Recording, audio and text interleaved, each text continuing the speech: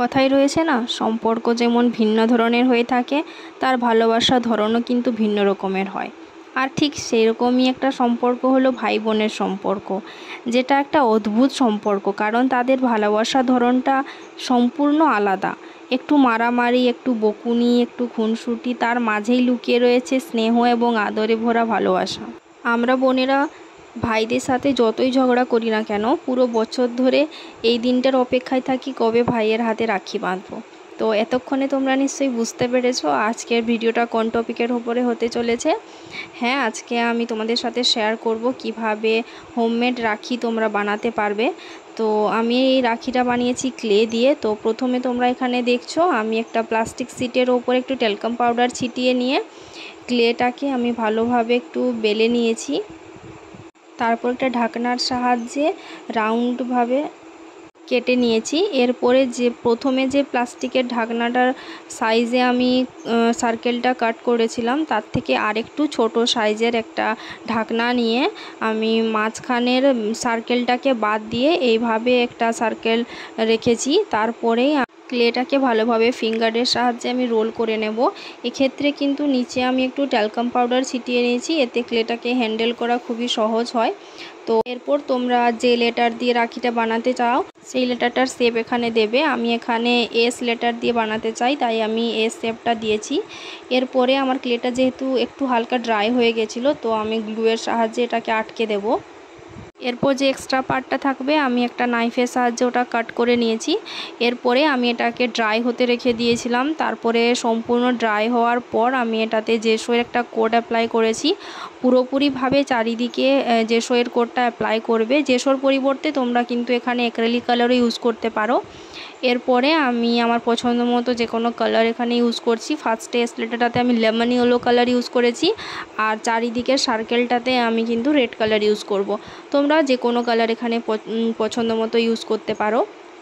Colour পুরোপুরিভাবে apply হওয়ার পরে এটাকে আবার ড্রাই হতে রেখে দিতে হবে। তারপরে সম্পূর্ণ ড্রাই হয়ে গেলে এটাতে কিন্তু অবশ্যই তোমরা যে কোনো ভার্নিশ অ্যাপ্লাই করবে।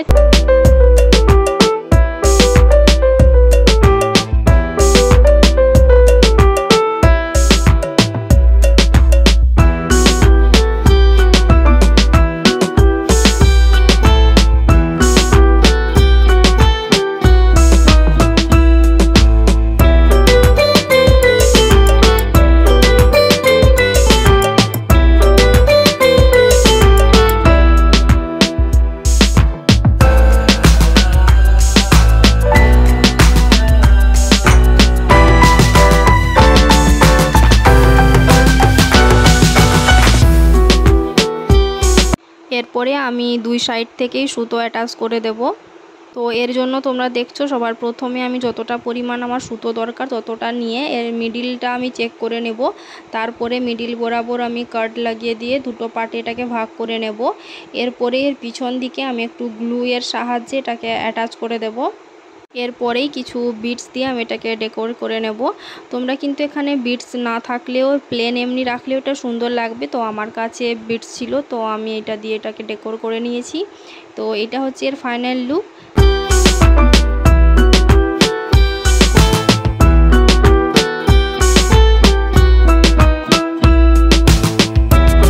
এরপরে আমাদের যে সেকেন্ড রাখিটা রয়েছে ওটার জন্য আমি প্লাস্টিক শিটের ওপরে ট্যালকাম পাউডার ছিটিয়ে ক্লেটাকে চারিদিক থেকে সমানভাবে আমি বেলে নেব।